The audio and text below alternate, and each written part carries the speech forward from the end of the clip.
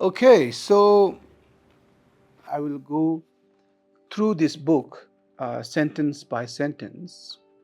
So I think it's good to have this book, so you can maybe get the online ebook version, or maybe the hard copy, so that maybe it might take few months to finish this holy book.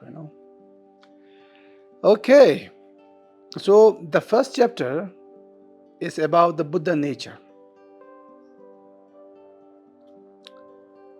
So what is Buddha nature?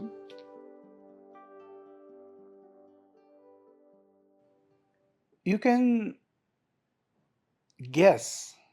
There's a two words. There's a one is Buddha and another is nature. So Buddha nature.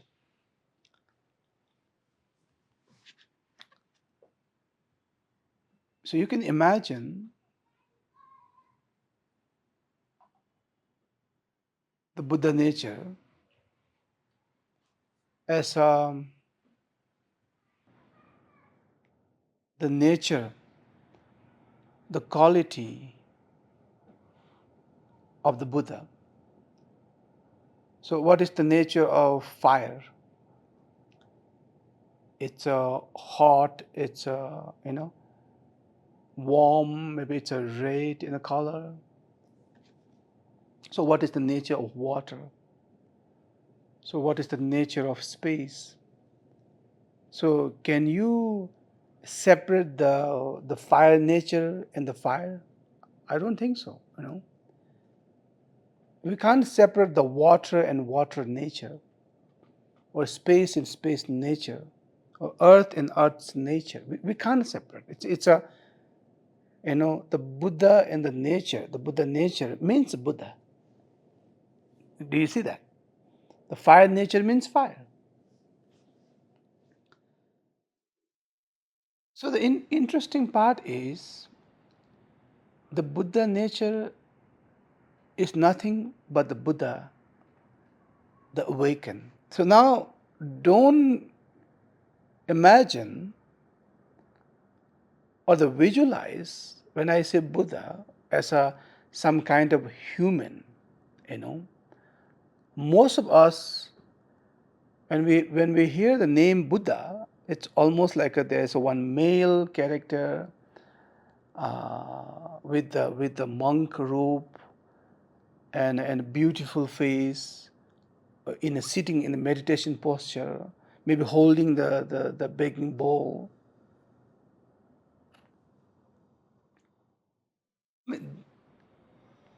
That character, that figure, the form, it's a Siddhartha Gautama, 2,600 years ago, who was born in Nepal. And then later he went to Bodh Gaya, and after 6 years of that spiritual journey and meditation, he finally became enlightened. So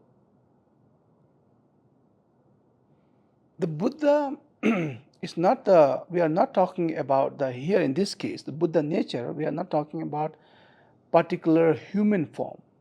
Here, when we say Buddha, the both, in most of the Nepali speaker, the Hindi speaker, they know the both means kind of realization or the awakened, the both. So Buddha means, who, who is fully awakened, let's say. So that not that person himself, the awakened awareness, let's say, the stage of awaken.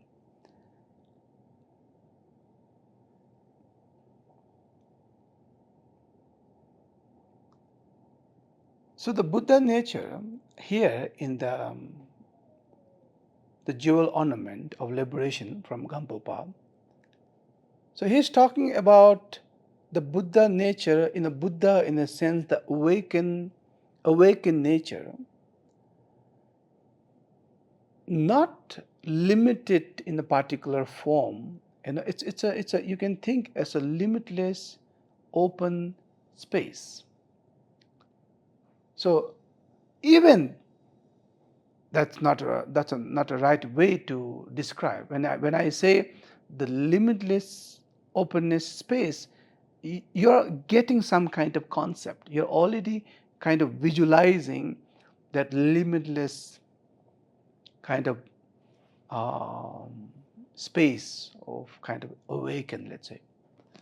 So even go beyond that uh, limitless or non-limitless, or limited or non-limitless. So even go beyond that. Beyond in the sense that there's a no way to, there's no way to visualize. As soon as you visualize that, when I say the enlightened nature is limitless, that is still a concept. Because why I'm saying it's a concept, because you're able to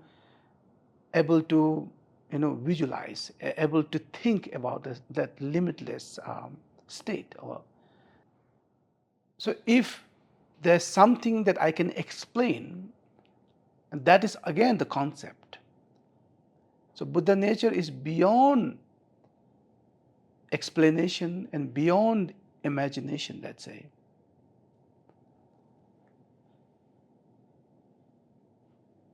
The interesting part is, you have that Buddha nature, and I have this Buddha nature, and each and every sentient beings all have this Buddha nature.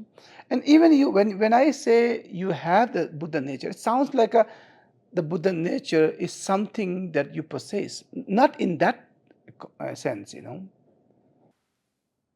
It's more like you are the Buddha nature. Let's put it that way. You are the Buddha nature.